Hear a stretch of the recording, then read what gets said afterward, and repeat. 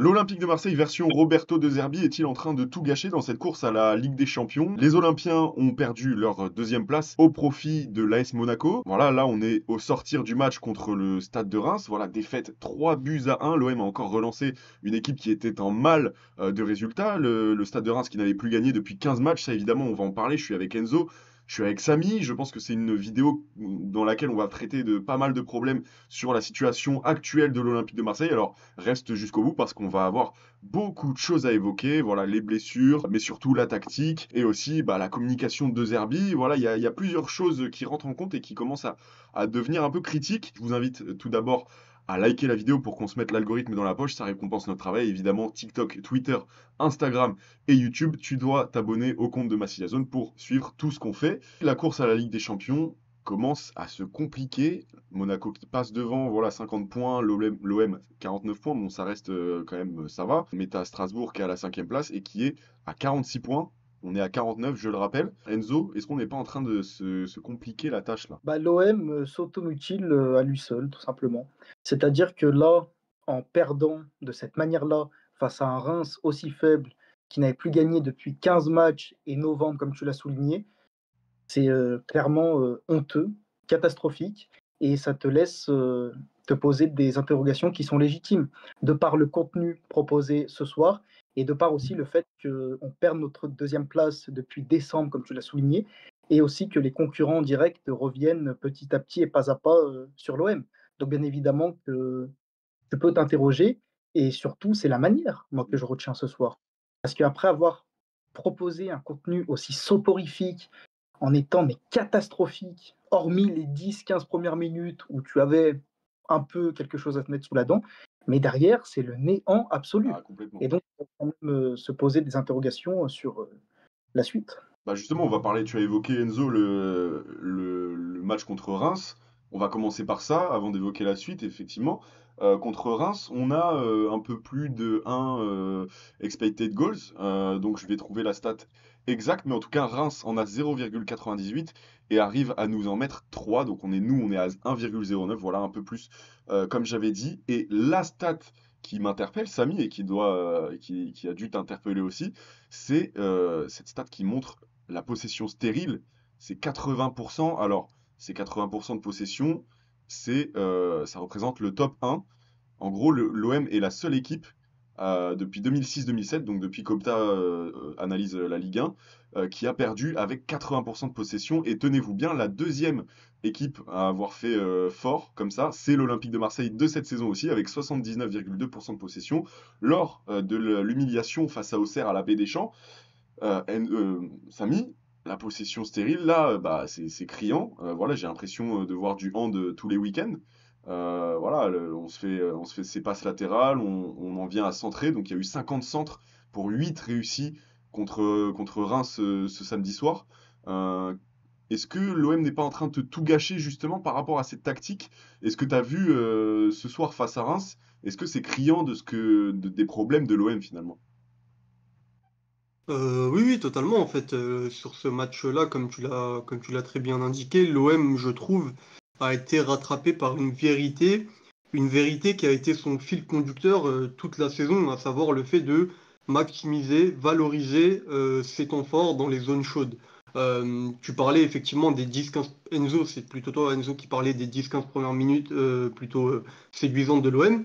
Effectivement, mais c'est des minutes qu'on avait déjà vues où en fait l'OM montre plutôt un beau visage, des schémas de jeu plutôt fluides, tu trouves des ouvertures malgré le bloc bas en face, mais tu n'arrives jamais à valoriser ça dans les 30, même dans les 20 derniers mètres, c'est-à-dire dans la surface de réparation directement. Et ça, c'est pour moi une vérité dont l'OM n'a pas su se détacher tout au long de la saison. Roberto De Zerbi n'a pas réussi à trouver cette solution-là. Il a réussi à trouver la solution à un moment par rapport à un autre problème qu'on avait face au bloc bas, c'était cette facilité à sortir, à les attirer pour sortir de notre camp et se créer des espaces.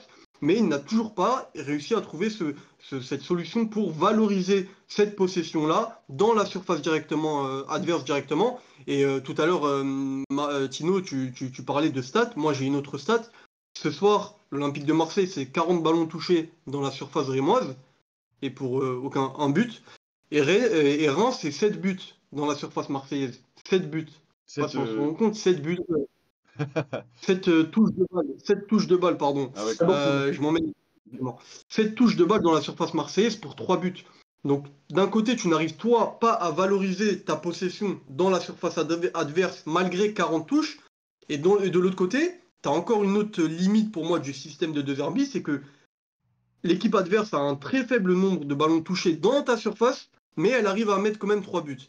Et 3 buts, c'est quand même un score qui se répète. On a eu Auxerre par 2 fois, on a eu Paris par 2 fois, on a Reims ce soir-là. Donc quand même, je trouve que ça met énormément en relief cette limite que je viens de présenter. Enzo, justement, t'as parlé, tu parles de la défense, Samy. Moi, genre, j'ai pas vu le match, mais on m'a raconté que la défense était catastrophique et quand t'as pas un roulis de gala, et ben, tu te prends les buts que tu dois te prendre depuis le début de saison. L'OM est l'équipe et la huitième meilleure défense de Ligue 1, donc forcément à un moment, ça allait nous retomber dessus. Ça allait nous arriver dans la gueule parce qu'on est deuxième, on nous a parlé d'un sur-régime, etc. Pourquoi pas? Mais là, finalement, nos résultats sont un peu le reflet de ce qu'on est défensivement. Enzo, est-ce que les équipes, moi j'ai lu un truc sur Twitter qui avait été relayé par Marwan Belkacem sur le fait que Roberto De Zerbi, lorsqu'il est dans une équipe où défensivement il n'a pas les joueurs qui tiennent la baraque pour subvenir aux besoins offensifs de son équipe, et bah au final, bah, tu t'écroules et ça donne un Brighton qui prenait énormément de buts.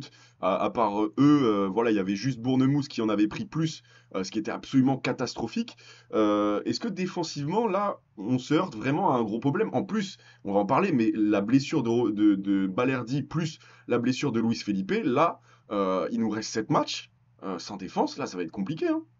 Oui, bien sûr, ça va être compliqué, mais tu as souligné, le tweet de Marouane Belkacem, mais à la différence de l'OM, c'est-à-dire que Brighton et Sassuolo prenaient énormément de buts, mais se projetaient massivement vers l'avant et étaient tournés globalement vers l'offensive, Mm. ce qui n'est pas le cas à l'OM. C'est-à-dire que Samy a parlé si justement de sa possession stérile, de son jeu archaïque, d'une multiplication de passes latérales sans cesse, en permanence, du handball. Mais bien évidemment, force est de constater que la défense est vraiment le point faible de l'OM cette saison. Tu ne peux pas être aussi friable et cataclysmique en défense. Mm. C'est absolument scandaleux ce qu'on voit lors de ce match. C'est-à-dire qu'en plus, les erreurs et les errances défensives se répètent journée après journée et match après match. Parce que, ok, tu as énormément de lacunes sur ce compartiment du jeu, tu as des individualités extrêmement faibles, mais il faut aussi s'interroger sur le schéma mis en place par Roberto De Zerbi. Ouais. Parce que certes, défensivement, on prend l'eau, mais offensivement, il ne se passe absolument rien. Il n'y a pas de combinaison, il n'y a pas de permutation. Tu as des joueurs donc, qui récitent parfaitement leur partition, mais un jeu bien trop scolaire et qui manque finalement d'explosivité. Le Voilà. fameux coloriage magique de Samy. Oui, Et ouais, et en plus, Mm. pour rebondir à ce que tu dis, Enzo, justement, c'est que à la limite, nous, en tant que supporters et observateurs de l'OM, on est prêt à accepter le fait d'encaisser beaucoup de buts et beaucoup d'occasions. C'est des choses qu'on a déjà connues avec des entraîneurs, je parle au pluriel, qu'on apprécie à l'OM. Mais si ça se fait aux dépens justement d'une prise de risque assumée sur le plan offensif. Moi, si j'ai un OM qui se crée 4, 5, 6 occasions franches par match et qui met 2-3 buts à chaque fois et tu as l'impression que c'est du football total, moi, j'ai pas de problème à ce que derrière j'en prenne 2 ou 3 et que je concède des occasions. Mais en fait, cette fébrilité défensive, elle ne se fait pas aux dépens comment dire, d'une prise de risque assumée sur le plan offensif. Et c'est ça qui est d'autant plus frustrant pour le supporter. C'est que en fait, t'as l'inconvénient, mais t'as pas l'avantage. C'est-à-dire que t'as l'inconvénient d'une équipe qui se découvre et donc qui concède beaucoup d'occasions, mais t'as pas l'avantage d'une équipe qui se découvre et qui justement se crée beaucoup d'occasions. Donc en fait, en fait, il y a pas de bénéfice dans cette recherche de l'équilibre obsessionnel chez De Zerbi. Et moi, c'est ça qui me frustre le plus chez lui. Mm. En plus, là, sur l'extérieur, on a pris 3 buts sur les 3 derniers déplacements. Donc ça, c'est la pire perf depuis 1984. Donc encore, faut le faire. Mais on va parler aussi de la dynamique récente. Parce qu'on finalement, on est dans un contexte où j'ai l'impression qu'on est un peu au Marseille-Auxerre de la première partie de saison. C'est un peu l'électrochoc qui nous fait nous dire, ok, là. ça commence à devenir compliqué. Est-ce qu'on ne devrait pas changer certaines choses? Parce qu'on trouvait un peu des circonstances atténuantes à Roberto De Zerbi sur certains matchs. Alors effectivement, ce soir, vu la gueule de la défense, tu as Lirola, Balerdi qui se blesse dans le premier quart d'heure et Cornelius, bon voilà, il fait ce qu'il peut. C'est pas non plus Sergio Ramos, mais voilà, c'est un joueur assez sympathique, malgré ses lacunes, effectivement. Donc, tu as quand même le bénéfice du doute concernant Roberto De Zerbi par rapport à cette défense, la blessure dont je parle, etc. Mais là, c'est quand même c'est quand même un phénomène qui est, c'est une dynamique, c'est une mauvaise dynamique, et l'OM est clairement dans cette dynamique. Voilà, on a eu Lens, on a le PSG, on a aussi Auxerre. Bref, on va pas tout répéter. Il y a une crise de résultats. Enzo, est-ce que pour toi, il faut capitaliser sur cette défaite de Reims pour mettre en avant justement les manques de l'OM et, euh, et, et je sais pas, changer quelque chose, changer la tactique, changer l'approche. Parce qu'on se souvient contre Auxerre, finalement, on était ressorti grandi parce que tu passes à un 3-4-3. Bah après, on peut changer de système ou même de schéma de jeu, il n'y a pas de problème. Mais je pense que les observateurs généraux de football n'ont pas attendu cette déculottée à Reims pour constater les manquements de ce collectif et de cette équipe.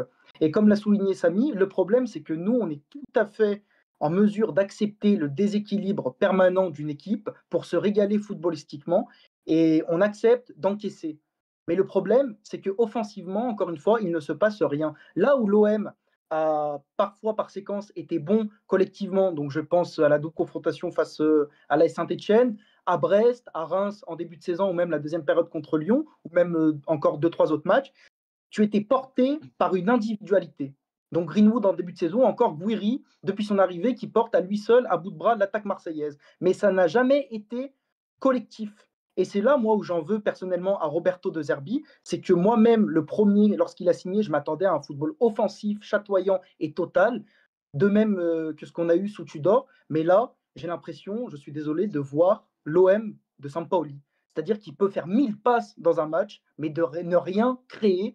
Et là, t'as pas Et au Payet. final, oui, il manque un créateur. Peut-être Harit, c'est pas Samy qui va me contredire. En gros, ce que je veux dire, c'est que tu n'as pas de créateur, tu n'as pas de mouvement et tu n'as pas des joueurs en fait qui te proposent en permanence des solutions vers l'offensive. Et elle manque clairement de mouvement, cette équipe. C'est bien trop scolaire. Et moi, je suis étonné, moi, le premier, de faire ce constat-là sur De Zerbi, mais au bout d'un moment, il faut le faire. Parce que je tiens à souligner que si ce n'est pas Roberto De Zerbi, il se fait absolument mais allumer et déglinguer. Il Ouais. faut être objectif, vraiment. Avant de te passer la Et pour parole, Samy, je vais rappeler vite fait des trucs que Enzo a évoqués. Il y a eu, alors, effectivement, il y a eu deux victoires collectives, j'ai l'impression, depuis 2025. On a eu Le Havre et Saint-Étienne, qui sont quand même des candidats à la relégation. Donc voilà, ça permet de mettre en perspective certaines choses. Et quand tu parles des individualités, on a évidemment contre Lyon, quand Gouiri rentre, qui détonne un peu le match, et qui est un détonateur, pardon.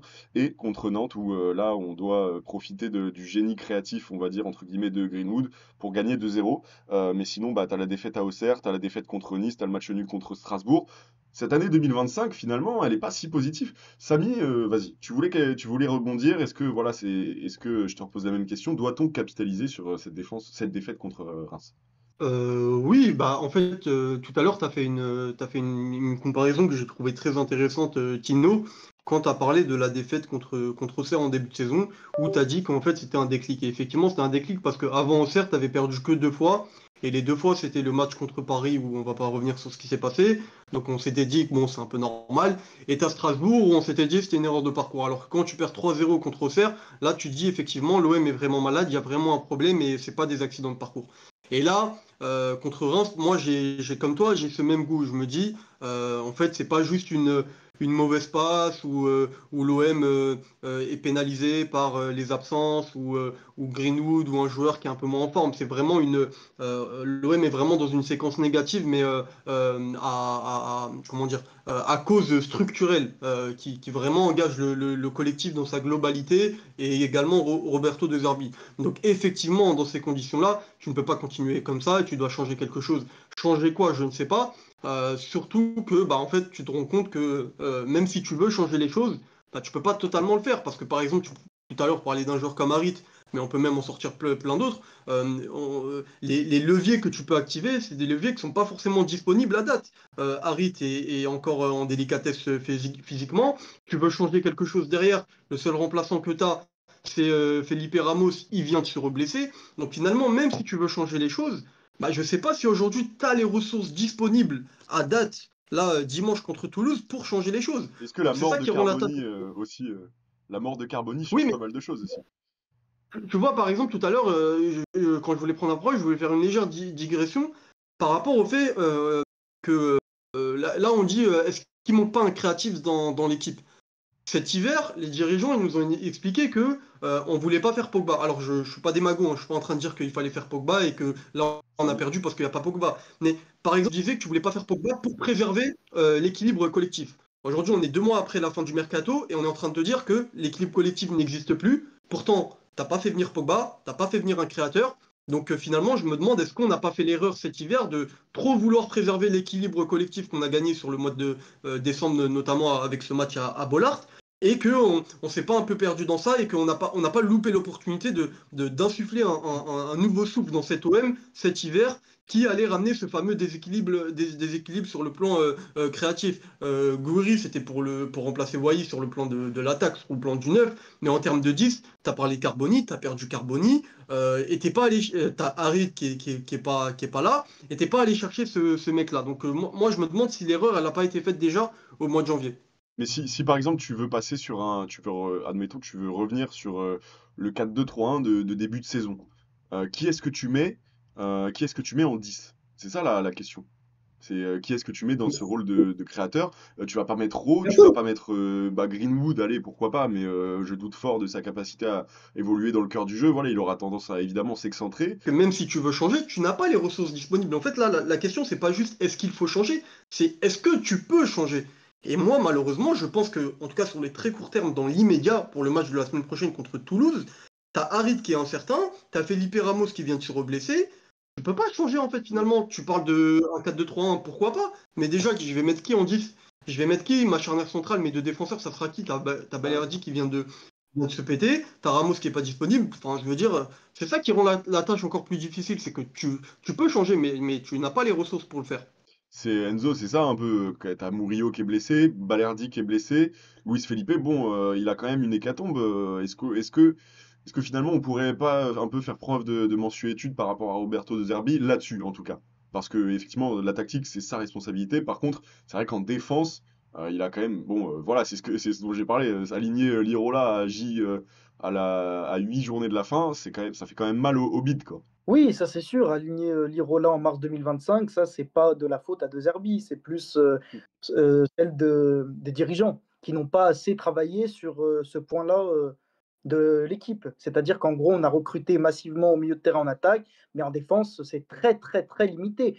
Comme le disait Kylian dans le débrief, tout à l'heure sur Instagram, et moi je suis de son avis, je partage ce constat-là. Si tu regardes bien, peut-être même intrinsèquement ou même, finalement collectivement, l'OM a la pire défense du top 7 de Ligue 1. Et au final, faire Ah de bah ce t'es constat-là, huitième, bien sûr, oui, oui, totalement. voilà. Ouais. Non, mais même au niveau des buts encaissés, mais même au niveau, du jeu du football. Quand tu Sur le papier en regardes, tout cas. oui, Ouais. exactement, sur papier, même si j'aime pas forcément ce terme-là, mais en tout cas, ce qu'il nous montre sur le terrain, c'est totalement, compréhensible et même juste de faire ce constat-là. Après, moi, je voudrais revenir, tu peux, changer de système, repasser, en 4-2-3-1 ou même, un 4-3-3 hybride avec des joueurs qui permutent ou autre, mais est-ce que la finalité restera pas toujours la même? C'est-à-dire que tu auras une équipe stéréotypée, prévisible et qui produira un jeu de possession stérile. Moi, c'est vraiment ça, en fait, le souci que j'ai avec cet OM-là. Parce que j'ai été patient, j'ai beaucoup défendu Roberto De Zerbi. Je suis le premier à louer ses compétences, son travail et un entraîneur de sa philosophie. Mais le souci, c'est que actuellement, tu ne le vois pas, ça, à l'Olympique de Marseille. Donc oui, certes, il faut laisser du temps aux entraîneurs, mais là, en fait, je ne vois pas où il veut aller. Dans le sens où, par séquence, encore une fois, ça peut être flamboyant, mais c'est dû à des individualités. Et c'est pas un collectif. Et moi, cette saison, honnêtement, je prends pas du plaisir devant l'OM. Je le dis, hein. Bah franchement, Samy, je pense qu'on est 3 sur 3 là. trop sur toi, pas, Ouais, pas, ouais, pas clairement. prendre de plaisir. Mais en plus, je sais pas, moi j'ai vu les déclarations de Roberto De Zerbi à la fin, qui se cachait un peu derrière certaines choses, qui parlait du peu d'occasions créées et qui s'en contentait. Est-ce qu'on n'aurait pas un Roberto De Zerbi qui commence à avoir un peu la tête dans le seau? Samy, je vais me tourner vers toi. Qui commence un peu à avoir la tête dans le seau, qui devrait prendre un peu plus de recul et voilà, avoir une communication déjà un peu plus décente par rapport à ce que produit son équipe. Et ce qui va être effrayant, c'est la suite. Alors on a Monaco, on sait que dans les grands rendez-vous ça va mieux parce qu'on n'est pas sur des blocs bas, mais quand même ça pose question. Et si l'OM n'est pas en Ligue des Champions l'année prochaine, il y a de quoi s'inquiéter, Samy. Oui, oui, totalement. Alors après, je trouve qu'il tourne un peu en rond également dans sa communication, parce qu'en fait, à chaque fois, il te parle de mentalité, de courage. C'est peut-être les deux mots qu'il a utilisés le plus en conférence de presse, et je vois pas trop où il veut en venir. Surtout que je suis pas. Bon, après, je dis pas que la mentalité de l'équipe, elle est irréprochable, c'est pas ça, mais surtout que je pense pas que si la mentalité de l'équipe, elle est défaillante, notamment sur le plan du courage, je pense qu'il n'y est pas, il n'y est pas étranger. Je pense que cette équipe, elle est paralysée sur le terrain. Elle tombe dans cette obsession du contrôle parce que je pense que, et je le dis depuis le début de saison, c'est De Zerbi qui véhicule cette peur-là. Il y a une déclaration très intéressante de Valentin Rongier en conférence de presse juste avant le match contre le PSG où il te dit, moi je trouve ça aberrant et franchement c'est fou, où il te dit, le coach il insiste sur le fait de ne pas prendre trop de risques sur les frappes de loin, de ne pas tirer quand on n'est pas sûr que justement c'est le bon moment pour tirer, c'est le bon moment pour frapper, parce que quand tu tires, peut-être que tu vas te faire contrer et que derrière ça va faire but. Pour moi, quand on tient ce genre de discours, c'est qu'on est un négationniste du football. Parce que le football, c'est l'incertitude et le risque. Si tu veux un sport où tu es sûr que si tu fais telle chose, tu vas marquer, que si tu fais pas telle chose, tu vas pas prendre de but, tu fais un autre sport, mais tu fais pas du football. Le football, c'est l'incertitude parce que tu sais pas si tu tires de cette manière-là ou d'une autre, si tu vas marquer, si le gardien il va te toucher. Enfin, il y a plein de paramètres. Et je trouve que De Zerbi est dans cette obsession maladive du contrôle et il transmet ça à ce joueur à tel point que t'as un joueur comme Valentin Rongier, quand même très intelligent dans sa communication, qui te lance ça en conférence de presse. Et pour moi, enfin voilà, pour moi, c'est clairement ce qui se retransmet sur le terrain. Enzo, est-ce que t'as pas un peu peur pour la suite? Rabiot disait, j'ai pas vu des gars motivés pour la Ligue des Champions. Ça faisait un peu partie de ma question pour Samy. Si vous voulez en parler on en parle justement. Je vous le dis, moi j'ai peur. Moi j'ai peur parce que j'ai pas envie de me retaper une saison euh, de retard, enfin de transition. On va me parler des saisons de transition. Je sais même pas si ce serait une saison de transition parce que si pas LDC, pas de Rabiot.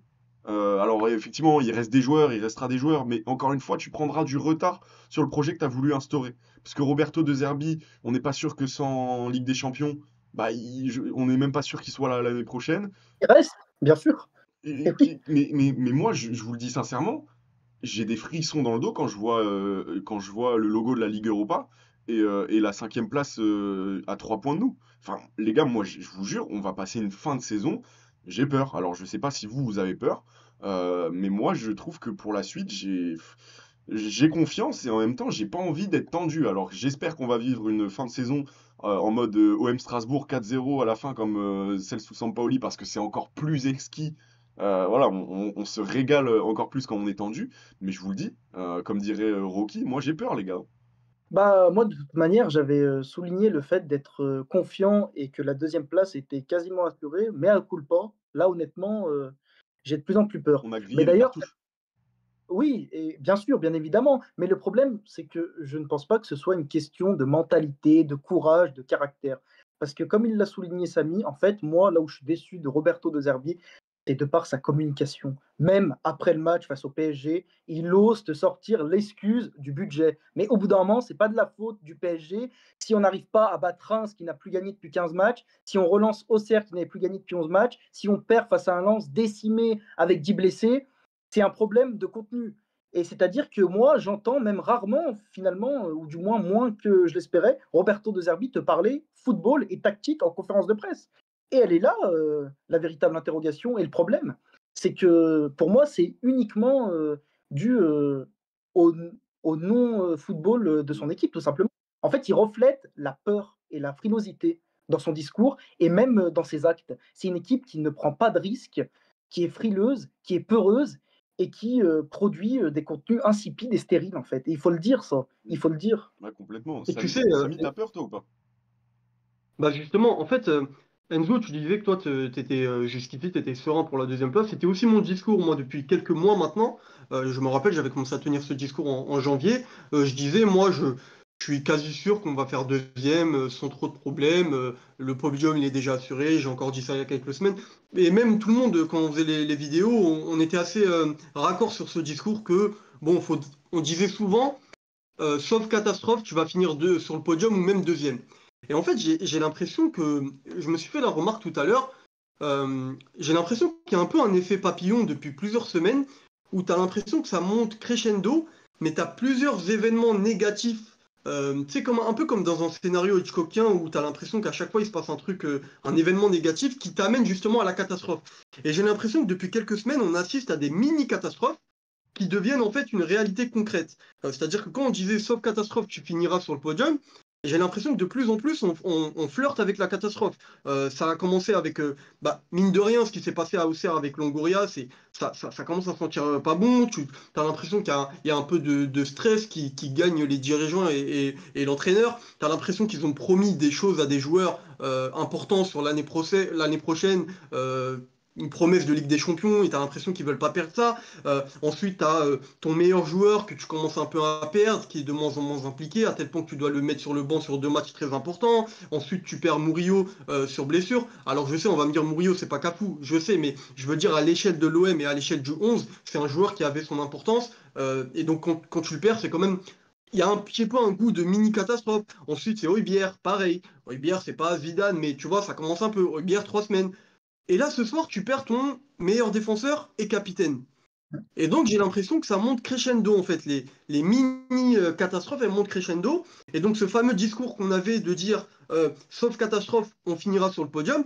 Et ben moi, j'ai l'impression que le sauf catastrophe, il est de plus en plus proche. Je ne sais pas Ouais. si vous êtes du même avis, mais avec tous les éléments, les mini-événements négatifs que je viens d'énumérer et qui ont commencé depuis plusieurs mois, peut-être février maintenant, j'ai l'impression que ça monte crescendo et que dans les prochaines semaines, on va encore avoir je sais pas moi, un Rouli qui va se blesser, et tu vas finir la saison avec Delange, un Gouiri qui va se blesser.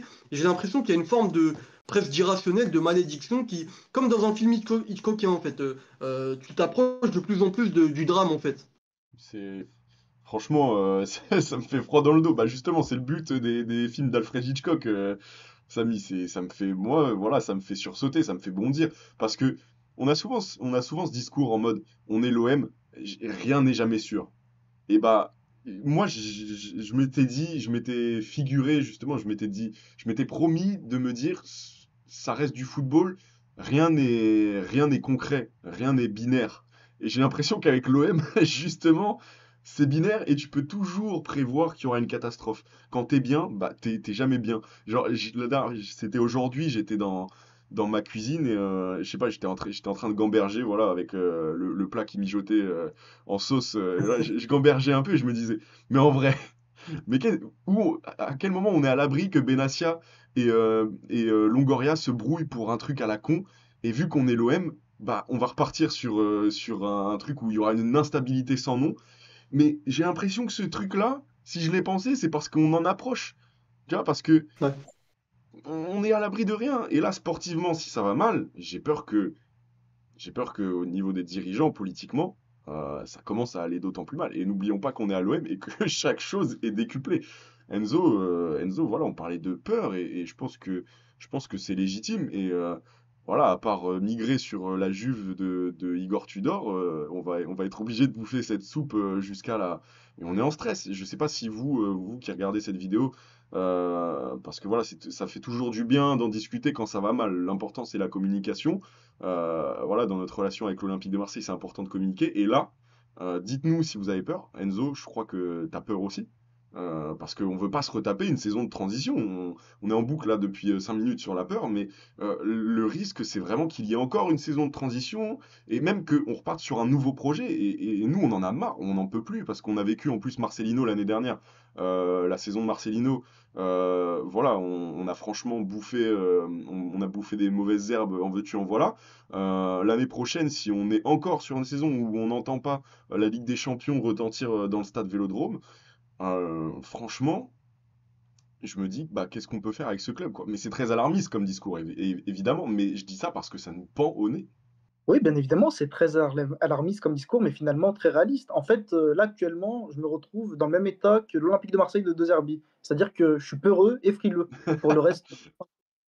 Non, mais c'est vrai, c'est-à-dire que, en gros, comme l'a dit si brillamment Samy, c'est que tu arrives, en fait, il y a plein de petits événements qui font que tu peux potentiellement prédire une catastrophe. Et pourquoi on était si confiant, en tout cas moi c'était le cas, peut-être c'était votre cas aussi, c'est que en fait tu regardais derrière et tu te disais les concurrents ne sont pas constants, réguliers, de par finalement une certaine constance sur le long de la saison qu'on est en train de perdre ou même intrinsèquement, peut-être qu'on a des joueurs plus qualitatifs et meilleurs que nos opposants directs.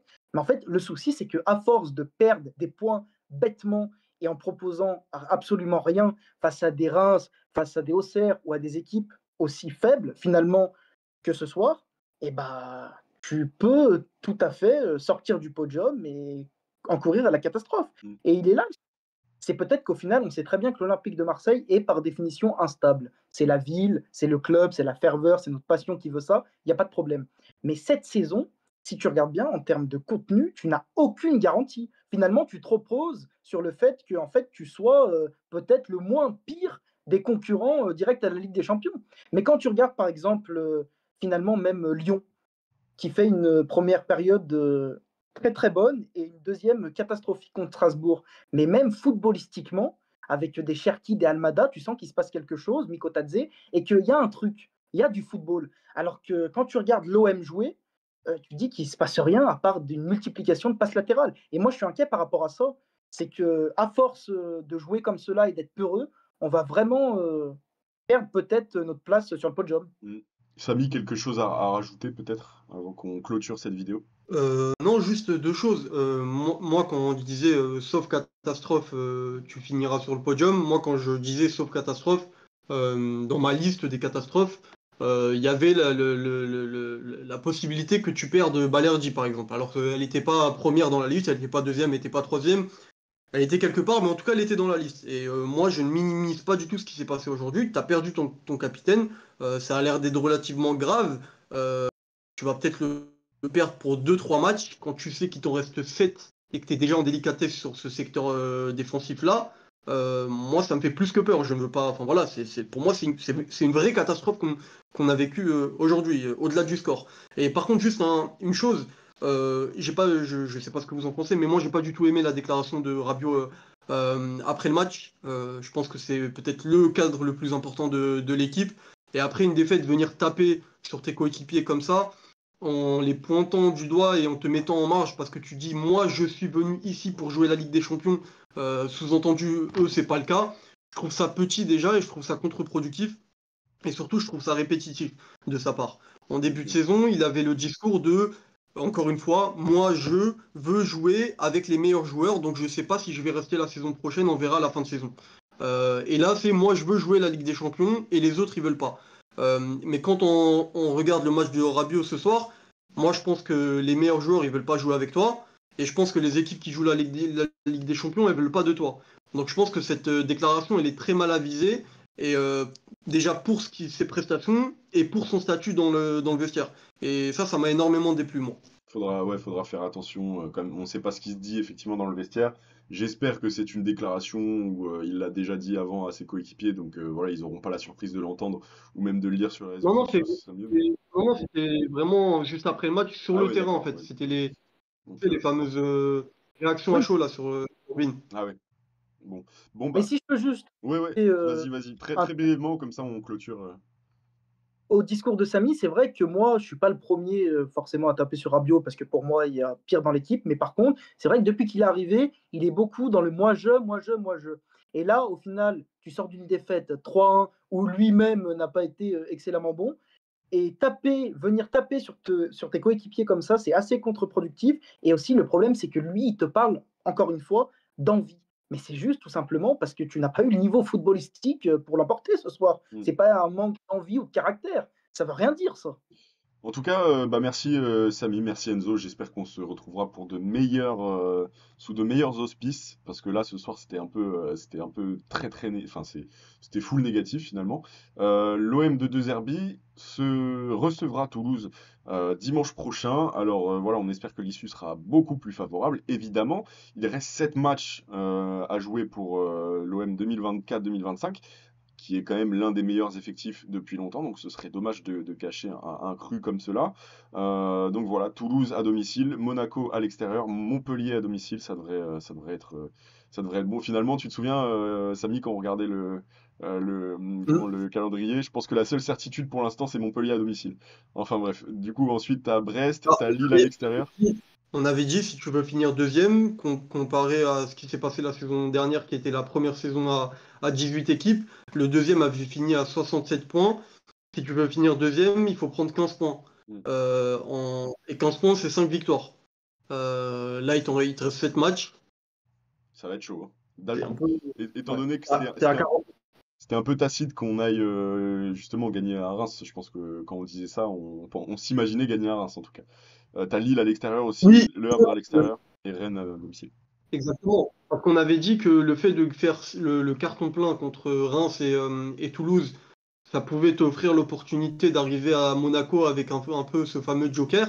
Là, tu sais que quand tu vas arriver à Monaco, tu seras probablement dans une position de chasseur. Chose qui n'a jamais été le cas depuis décembre. Donc peut-être que là aussi c'est un motif d'espoir. Peut-être que le fait, alors je vais revenir sur leur mentalité, mais peut-être que le fait que pour une fois tu sois dans le rôle, enfin pas pour une fois, mais vous m'avez compris, Oui. tu sois dans le rôle de chasseur, peut-être que ça va aussi éveiller des valeurs de reconquête dans le vestiaire et sur le terrain. Peut-être que ça, c'est un motif d'espoir, je sais pas. Je sais pas ce que vous en pensez. Espérons, Ouais, espérons. Enzo, moi, vas-y, finis très brièvement parce que sinon, vas-y.